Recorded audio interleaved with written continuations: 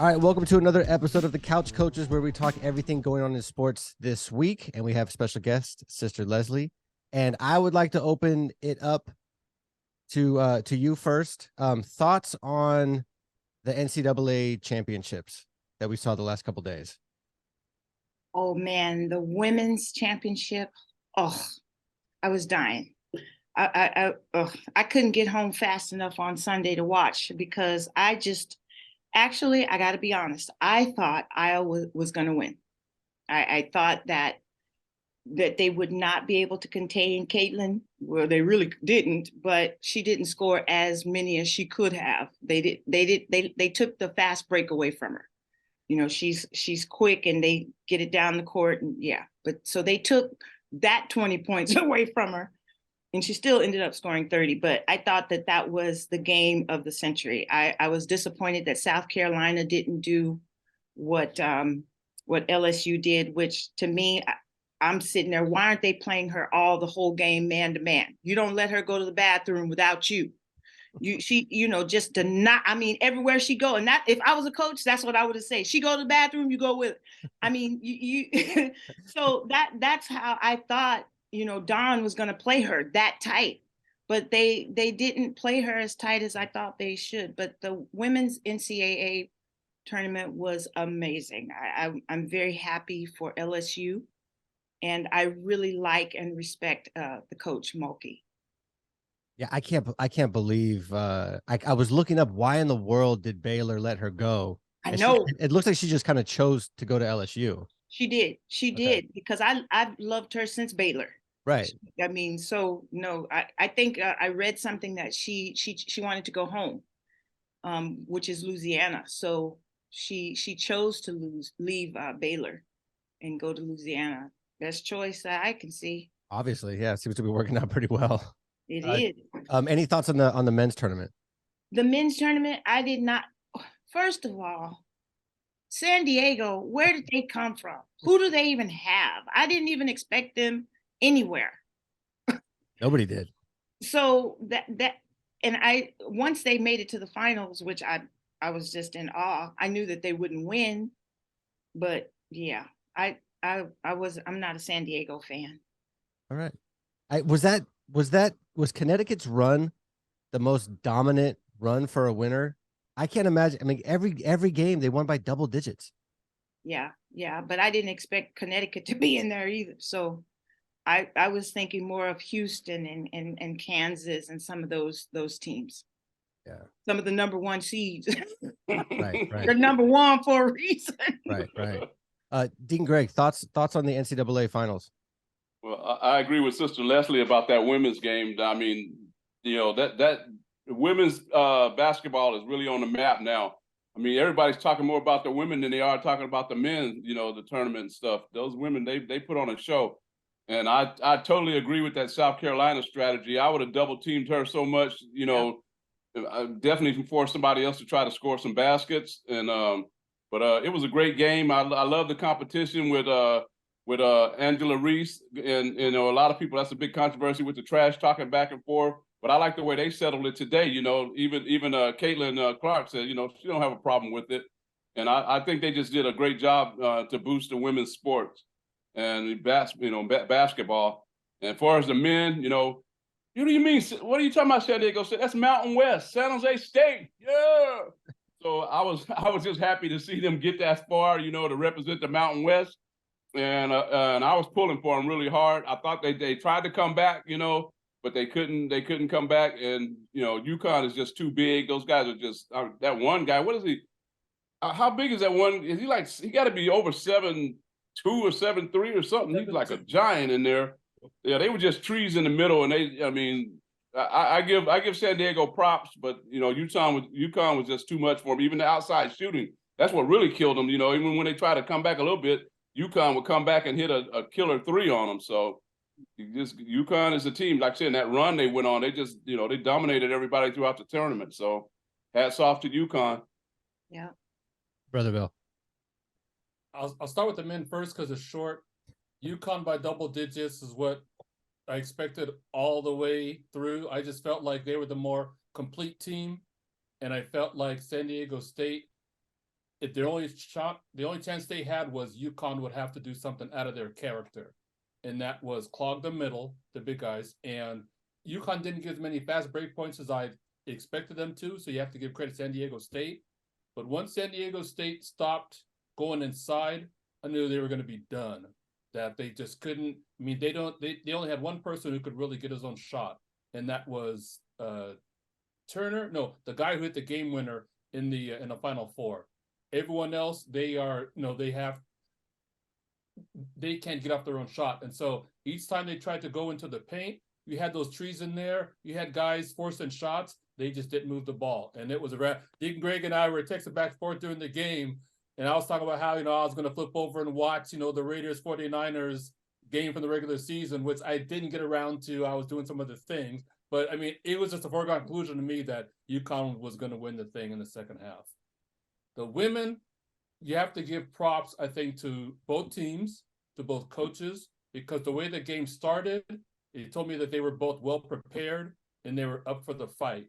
What I didn't expect was for LSU's bench to do what they did. Their bench was balling. I mean, you had a Jasmine Carson, 5 for 5 hitting threes. I mean, it just seemed like, and you could say, yeah, maybe that was just their night. They just got hot. No, they were ready for that. They were up for the fight. They were for the challenge. They weren't fazed by the big lights. I mean, that was their first Final Four. And they played like they believed they were the better team, and they showed. As good as Caitlin Clark was an individual, LSU was the better team. They had 9 people who knew what to do with the ball. And that was impressive. And that's why they put 100 on. I didn't expect that score at all. Right. She had 7 threes, by the way. Well, who's counting? Who Clark? Are you talking about Carson? Yeah, Carson. The blonde chick, right? Oh, she had 2 more. Okay. She was 5 for 5, but when she hit that one at that heave at the first half, I'm like, oh, this could be over in the third quarter. Yeah. And the crazy thing with her, she had like nothing before that, and then she just the biggest stage, the most pressure, everything else. Like everything was clicking. So whatever the coach did and whatever that team was doing to get themselves in the right mindset, man, they were in championship kick their face in mode, like from the jump. It was super impressive. And actually, the reason why they were bombing away was because Iowa played a lot of zone. They were daring them to shoot, and they left them open like they did South Carolina. And this time at the LSU, I don't know if they looked at that tape, but they said, "Oh, they're gonna leave us open. Okay, we got some for them," and they did. They shot 11 threes. I think Iowa had 14, so difference of 12. But they crushed them on the boards. They got up 14 more shots than Iowa. Yeah, they did watch that game, and they said that motivated them to make their shots. They watched how they left South Carolina open. Right. So let them try that with us. We'll show them. But they called it disrespect. Yeah, well, and the way they left him open, it wasn't just like leaving him open. Clark went like this. Clark like waved her off. She just went like she had the ball on the other side. She was, don't worry about it. And she had like 10 feet. And on top of that, she did that to the chick, and the chick then she passed it. She didn't even take the shot. When we were talking about all the trash talking going on, which is what made this final so exciting, is you had the 2 most trash talking teams playing each other, which is perfect. Yeah. But man, talking about disrespect, and though it was totally legal, just sitting there and doing this to somebody and walking away when they have the ball wide open is, and then the lady went like, and then passed it. I'm like, oh God, she's done. Mentally, she's done. She's done. She just, so bad. Well, she got it back the other way. Yeah, no, it was, and I don't remember if it was South, if it's when they, I don't remember if it was the Final Four, or the Elite 8. Okay. Yeah, it was South Carolina. Okay. Oh, okay. Yeah, no, they didn't do that against LSU at all. Oh, no. Oh, okay. Yeah. They just left them open though. They just sat in that zone. Yeah, but not disrespectfully, like waving them off. Waving them off. But at some point, when teams start dropping threes on you, at some point you got to get out of your zone. Sorry, coach. You got to do something different. A smart coach would. After two threes in my face, I'm like, "What are you doing?" All right. She's a shooter. Somebody tell her. Yeah, and I'm sure it's one of those things. It's almost like that's kind of the issue with analytics, is it works for some things. So you go as a coach, you're like, oh, I know the numbers. This chick's not. She's not going to make 7. She's not going to go like 7 for 7 or whatever on threes. There's no way. So you just wait for it to stop, and it just doesn't stop. It just keeps going. It's like instead of just going, okay, I'm a coach, she's hot, let's shut her down, let's do something, put some kind of pressure on it. They're going, it's gonna stop. 4, okay, no more. 5, okay, there's not gonna be any more than 5. 6, oh, maybe we should stop them. Right. So the Lakers right now are up 68-57. Warriors have just started. Sister Leslie, I'm gonna talk to you. So this works out very well for everybody that doesn't know. There are 2 Warriors fans and 2 Lakers fans. So this is perfect. We're evenly divided. This is nice. So Sister Leslie, thoughts on the Lakers, I guess, over these next couple games, and then how do you view them going into the playoffs? Well, first of all, I like the new acquisitions. I think that whoever hired these guys, and I don't know them, but who cares? they're playing and they're playing well together, So I think that this new Laker team, I think that they're going to go into the playoffs ready to contend because they're new, they haven't been on this stage, so I think they're going to contend. I think they'll play hard. Do you have any concerns about Anthony Davis's health? Always. Okay. he's Just checking. he's always, he's health. He's not healthy all the time, and he's unhealthy at critical times. And so, yeah, that's a concern for, always. But I don't know what to do with that, Yeah. Right now he's playing good. Playing fantastic right now. He's playing really good right now. He's playing the way the Lakers are like, oh, okay, here we go. This has been since the bubble. We haven't seen this, but here we go. Well, when they won the championship, right? That's how he's playing when they were champions. We need to bring COVID back for the Lakers so they can play well. Right. Shut everything down. Your thoughts on the Warriors right now? No good thoughts. Well, the Warriors are, I can't give Warriors, and this might get me because there's too many Emmanuel Warrior fans. Just say it. I'm friends with a lot of them, but I don't like the Warriors. So but Steph Curry's gonna get his, Klay Thompson's gonna get his, Draymond, he's hopefully he can stay out of jail or something and keep his mouth. He has a mouth, and technical fouls and ejected, and so hopefully but I hope they don't make the playoffs. I said it. Right. Brother Bill, thoughts on the Warriors? Maybe some response to Sister Leslie, and then your thoughts on the Lakers, who are pretty hot right now. Yeah, the Warriors, if they can't beat the OKC Thunder at home, knowing how important the game is, then forget any type of playoff run, because I think there comes a point in a season where when you're a veteran team like they are and a championship team, there's no more mistakes to try to correct, right? I mean, you can't be 78 games into the season and still trying to figure things out.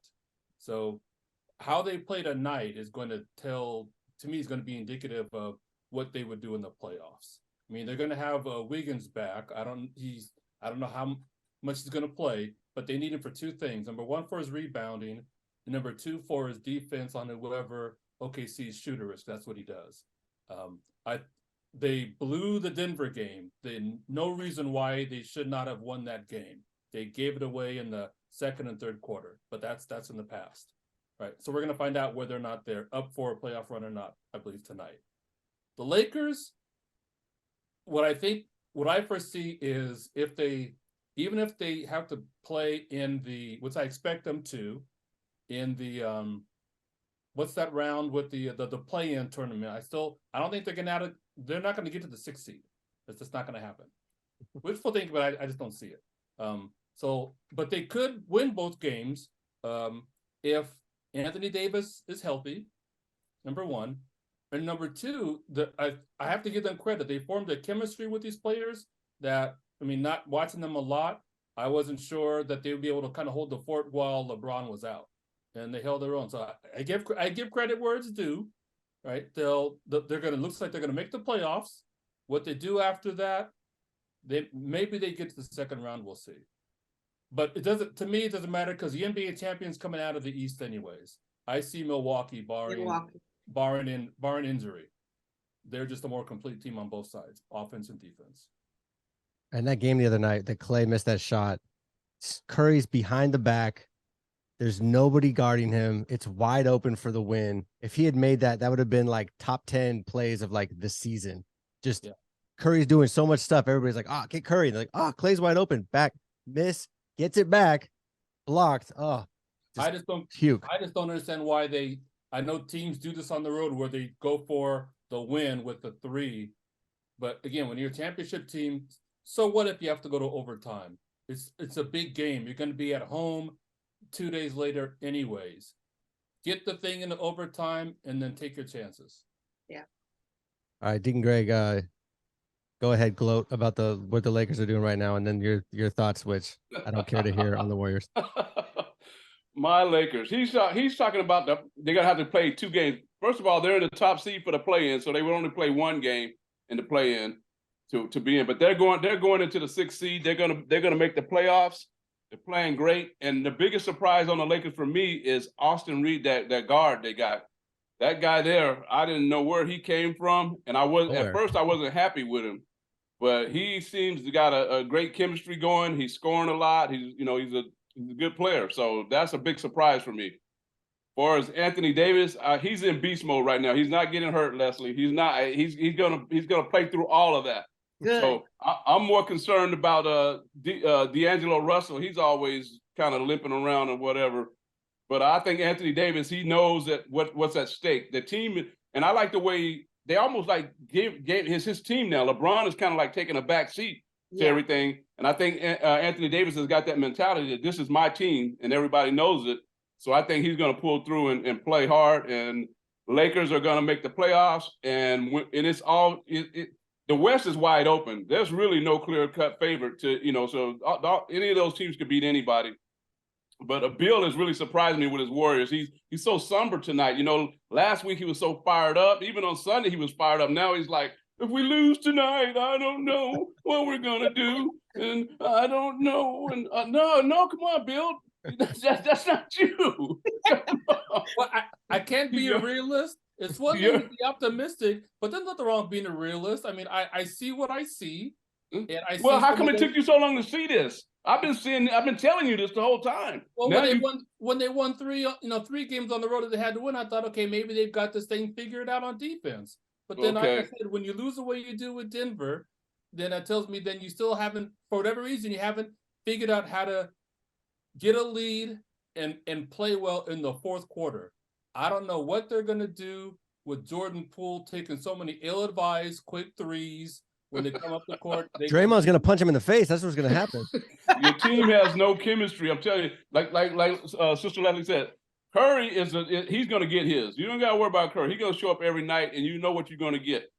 The rest of those guys, I think age. I keep telling you guys, I think age is catching up with Clay. Yeah. I think and Draymond and Poole thinks he became a superstar when he got his contract, and that's why he's running around there shooting the ball like that and doing all those crazy things. Your chemistry's bad. You got one superstar player that's still a bona fide superstar. The rest of those guys are limping around.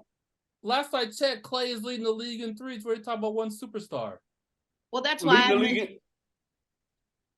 Go ahead, Greg. He's not, well, I mean, leading that's not. But how about consistency? What I'm talking about, you can lead the league in threes. That don't mean you're a consistent scorer.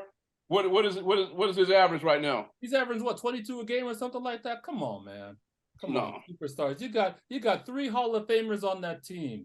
Hall of Famers. They need to go. The issue is to the Hall of Fame. Huh?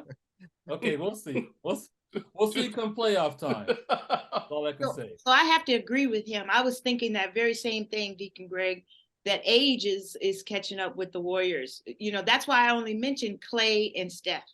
They're still viable, but Draymond, he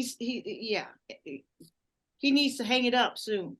Draymond's gonna be fine come playoff time. I'm telling y'all. Getting Wiggins back was the key, and Gary Payton too actually played surprisingly well in the other game. I think he had 9 points. I thought they wouldn't need his offense. They actually did. but they just got to stay out of the play-in. They got to hold that 6 seed. I was hoping for the 4. That's not going to happen. I think even the 5 seed looks doubtful. So just hold on. Lakers. What's So, that? So, Lakers. so if the Lakers and the Warriors, let's say the Lakers do well, the Warriors do well in the playoffs, make a run and stuff. Will anybody watch the regular season ever again?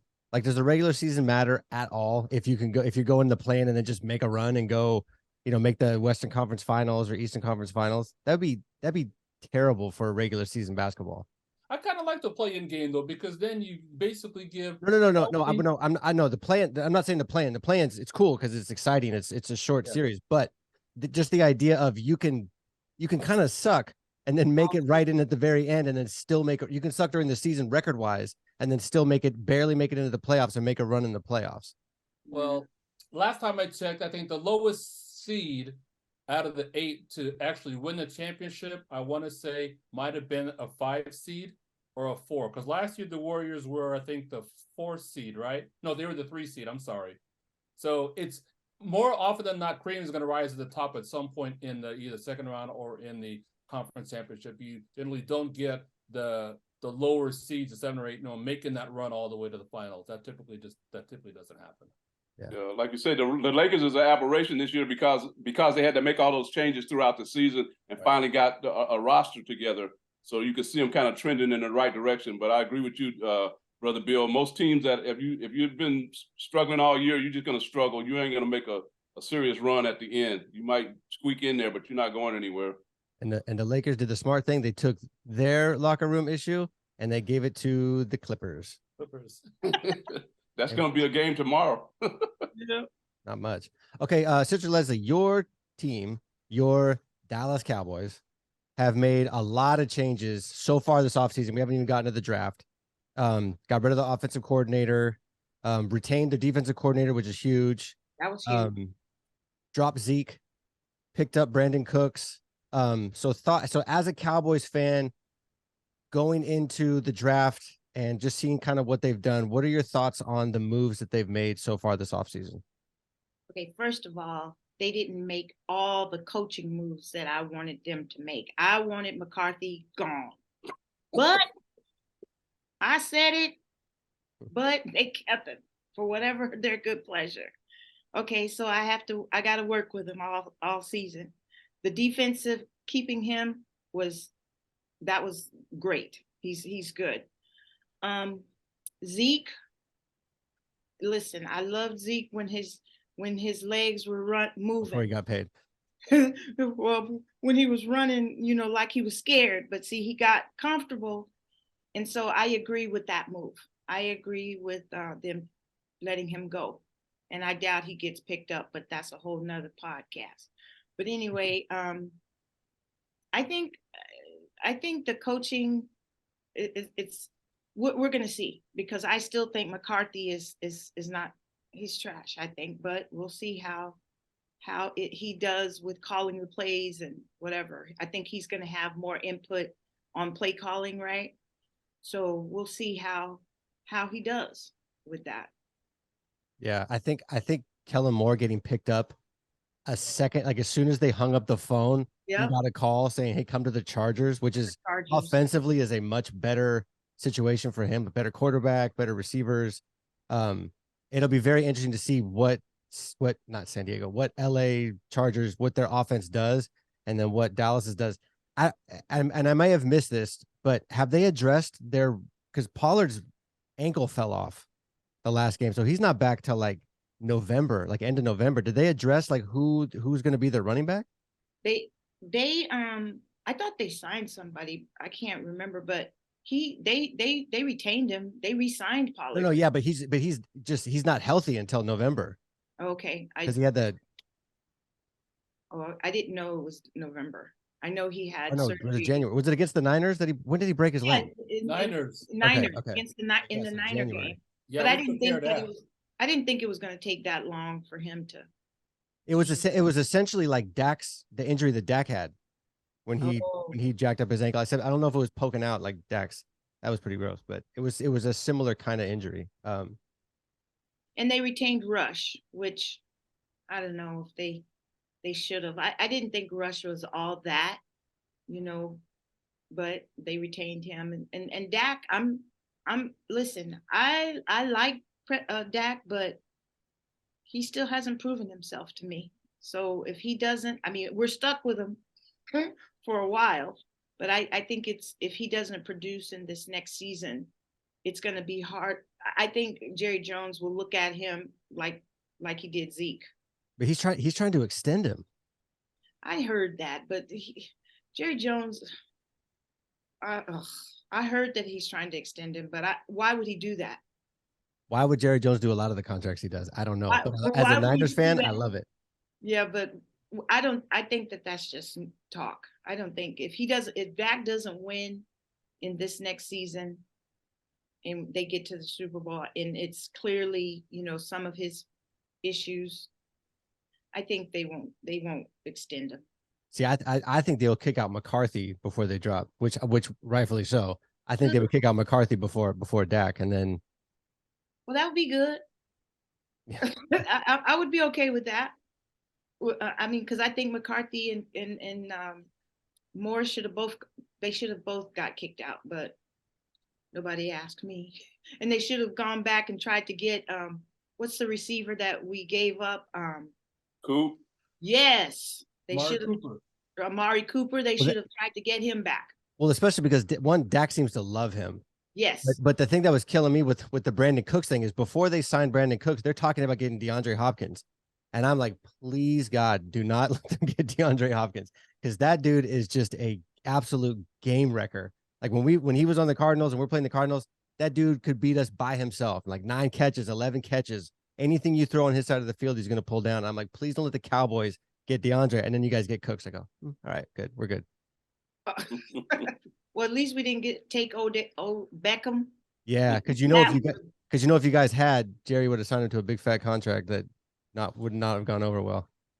Yeah, that would have been a waste of money. But yeah, Deacon Greg, thoughts on the Cowboys, and any thoughts on you guys picking up another expatriate for the Raiders for a backup QB today? It's all right. Hey, it's all right with the Raiders picking up what was it, Amendola or something, the coach? No, it was Hoyer, the backup quarterback. Oh, and then we picked up a coach too. Amendola's going to be the receiver coach. That's a good receivers coach. Yeah, so especially with Hunter Renfrow, man, that dude in the slot, and Amendola as a coach. Yeah, but my thoughts on Dallas, I don't know what Dallas is doing. I feel sorry for you, Sister Leslie, because that organization there, woo, the fans, they're passionate. I know how passionate you are. You guys are passionate, but you like the Raiders. You guys, I mean, we're passionate, but you guys, I don't know. You guys are right there, and you just seem like you trip over your own feet every time to get something done.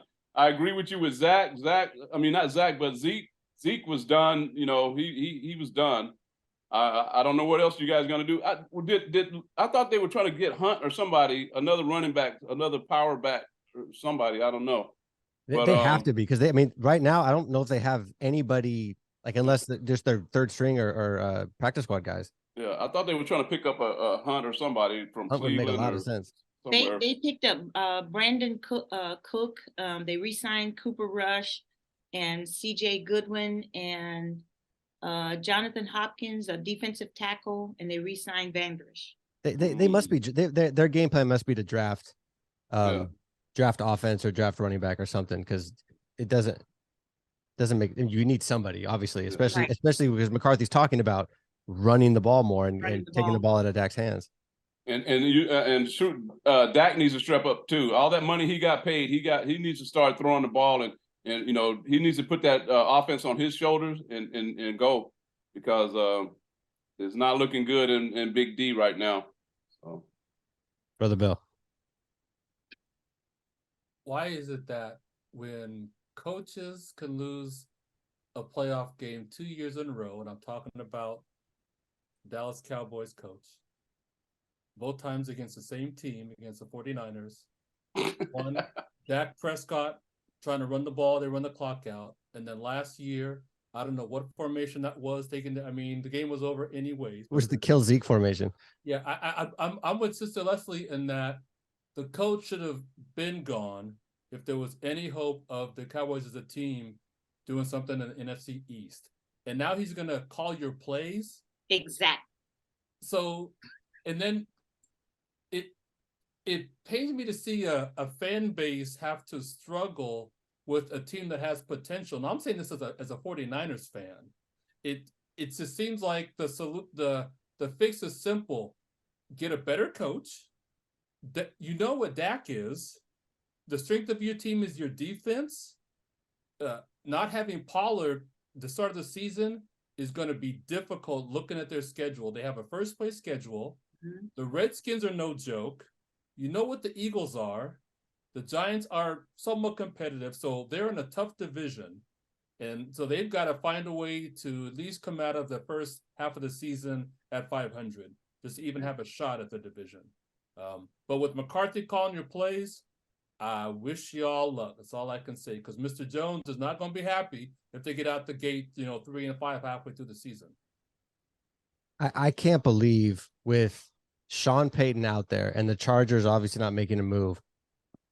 Man, you're old. You're talking about how you would give up anything to get a Super Bowl, and you had Payton sitting right there, ex-Cowboy coach. Just let him do what he's going to do. You guys obviously draft very, very well, so you don't have to mess with that. Just keep Jerry away from the contracts. Bring in Payton. It was just sitting right there for him, and it's just like, no, we're going to give McCarthy more power. We're going to keep him around again. I don't know. I swear, I know I've said this before. Jerry Jones passes away. Within 5 years, Dallas will win a Super Bowl. I swear. Because he's the guy that's getting in the way of them doing that next level thing. Because he's Mr. Contract, Mr. Wheeler Dealer guy, Mr. This is that. They draft fantastic. They're the guys they're signing, free agents and stuff, it's at least solid. It's these Dak contracts and these Zeke contracts, and it's paying the guys early when he gets in the way with the contracts so badly. Then what they gonna do if he's around another 10 years? I mean, if you say you got to be gone in 5, what's gonna happen? He looks pretty bad. He looks pretty bad. I'm saying when he passes, after he passes away. Not that he has 5 years. I'm not saying that. That's gotcha. Okay. He looks pretty close, but I'm saying after. Yeah, Cooper Rush. I'm with Sister Leslie. I mean, yeah, he won some games, but again, the quarterback position isn't their biggest weakness. I mean, Dak is Dak. You know what he is. If they can run the ball effectively, then they got a shot. Like I said, that's why I think not having Pollard at the start of the season, it might be tough sledding, because if I'm a defensive coordinator, I take that runaway and put all the pressure on Dak.